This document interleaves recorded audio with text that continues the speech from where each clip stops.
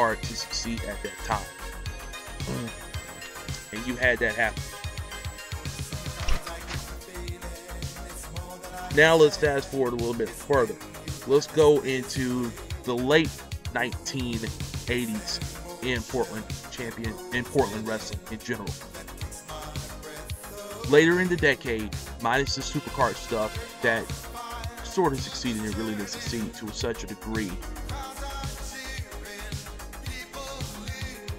all of the talent that was pretty much rated in different areas of the country was completely gone from a degree, unless you had went from WWE, WWF, excuse me, or WCW, and you wanted to come back to Portland after being released. Really didn't happen as much. But the decline of Portland Northwest Wrestling, it's real simple. Expansion. When you have expansion in different territories around the entire country, things like this is going to happen. One of the things that took place, of course, many people do know, WCW and the NWA, so-called NWA, expanded all around the entire country through house shows. And that's what we saw. Everything through house shows. Whether that be going to the Los Angeles Sports Arena or going to other areas of the country, they were expanding all over the place. Same thing with the WWE, who did it years before, expanding in different areas of the country through house shows. Not necessarily syndication, but through their national expansion, buying up different television rights from these territories, and that's really what happened. National expansion is what really killed PNW, and it killed everything else in professional wrestling. Whether you be a really good organization with still a lot of creativity, or a young organization trying to make a way. We saw that in global wrestling, in the Global Wrestling Federation, GWF, one of the best wrestling organizations I think that come around in the last 30 years. Basically took over a lot of the buildings and the travel and the different bookings of world-class championship wrestling. But even with the national television deal with ESPN, they couldn't get all the way there to the level of WCW, and the same thing with the WWF/WWE. Now, by 1987, as mentioned here on Wikipedia, Don Owen was the only remaining member of the original NWA group. Now, I'm going to discuss a little bit more about the decline of Pacific Northwest Wrestling in a very shortly. I want you to check out this clip of Portland Northwest Wrestling. A little clip to really entertain you, just to see how entertaining this organization was, and then I will discuss the decline in further detail. Check it out. Billy Jack has a few Christmas presents he'd like to give away. Well, he's got his jacket up there. Thank you very much. Surprise Christmas present from Billy Jack Haynes. We may have mob rule here in a minute. Man, oh man. Billy Jack Haynes, acting Santa Claus. All right, now I think we're ready.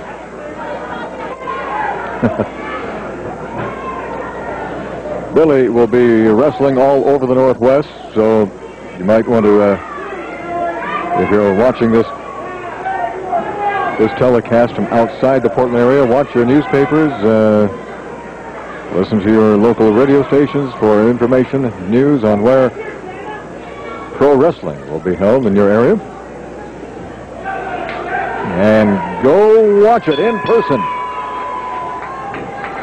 Timothy Flowers and Billy Jack Haynes shaking hands.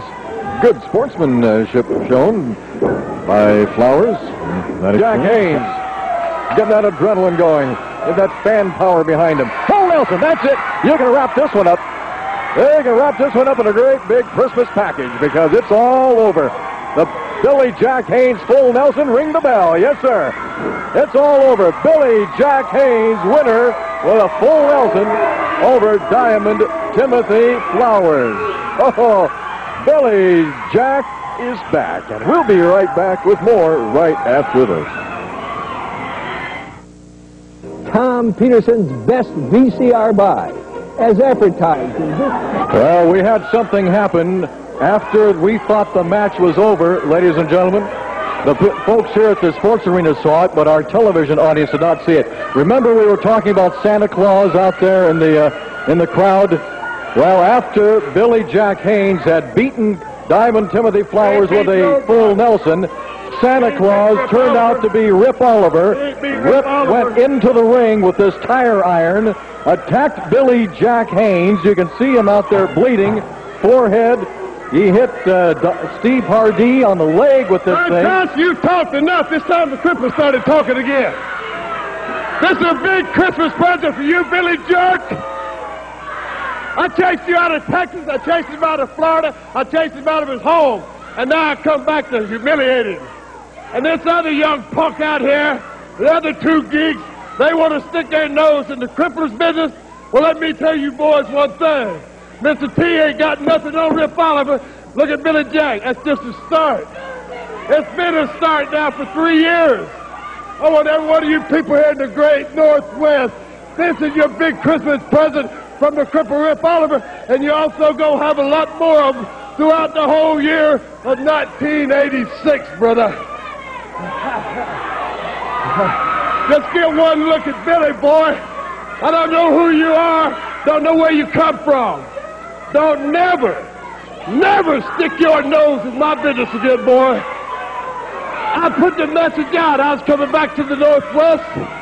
If Billy Jerk is so stupid to let Santa Claus whip on his head like that, you boys ought to take that to for a lesson, because you're going to get a lot more of it. I got a lot more of these, and I'm going to get my clan. And I'm coming right back here to Portland, Oregon, and I'm going to rule the whole Northwest just like I did for 4.5 years. Anybody like Billy Jerk Haynes, whatever the pencil neck geek is out here, you can all go to Mr. Don Owens. I've got a stack of books up there like this. Stack of them. Suspensions, penalties, crippled up people, sent them out, turned them over, did everything in the world that could be done to a man. The crippled Rip Oliver's done it. I didn't only do it here in the Northwest. I did it all over the world. And I come back to the Northwest to wish you people a Merry Christmas and a happy 1986 with the crippled Rip Oliver ruling the Northwest just like he did for years. Now you talking about Christmas night. Billy Jack Haynes, whatever the boy, I think he's confused. I'm not sure he knows who his daddy really is. Keep throwing him, baby, that's money in my pocket. Keep doing it. Talking about Christmas night. Last time I come through the Northwest, I teamed up, got Bobby Jaggers on the right side of the fence again, and he went and busted open Billy Jack. Well, Billy Jack wants him Christmas night.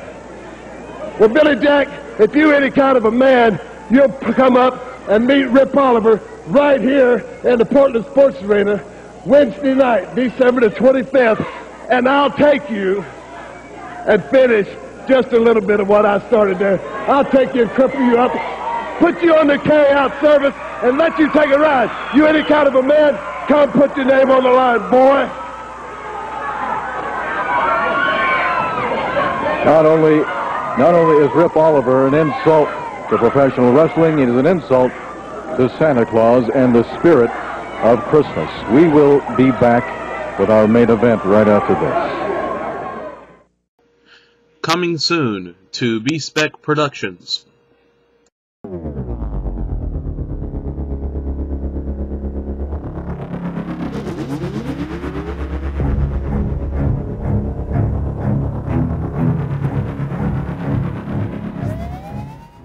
¿Qué pasa, gringos? This is Santo Loco. Orgullosamente latino hasta la muerte y después. Worldwide Latino pride, the ambassadors of violence. LAX, K-Dog, the notorious 187 homicide. Bang, da, dang, da, dang, dang. Don't say nothing. Bang, da, dang, da, dang, dang. We be jumping. Bang, da, dang, da, dang, dang. Just act like you know, and homie, stop rocking. Through stomping, I'm from Miami, not Compton. Down with the essays and the 6-4 hopping. To my booty was in the... Alright everyone, and welcome back to the Secluded Paradyme number 17. Portland wrestling is the major topic, and as I mentioned prior to the break, I was going to discuss, and I will discuss, the decline of Portland wrestling in a little bit further detail. Now, although Don Owen was the last only remaining member of the original National Wrestling Alliance of 1948 to 1987, it really didn't mean that much because, as I mentioned, in 1987, NWA was pretty much centralized to Jim Crockett Promotions. Everything else that was a part of the old NWA was ceased to exist because of the expansion of the WWE/WWF and also the expansion of Jim Crockett Promotions /NWA/WCW, whatever you want to call it, based in the eastern portion of the United States. And with national television running rampant within these organizations, keeping them afloat to a large degree, syndication became less relevant.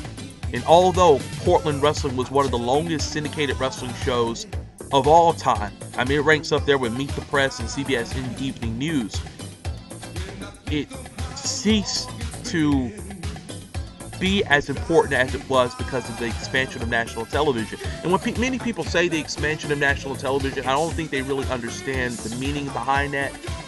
It's basically this: the abundance of the abundance of options that the consumer has, that the viewer has available to them, has increased exponentially to the point where if you're a syndicated organization and you're not on cable television, you're not one of those options at that big media that is exploding at the time, you're going to be left behind.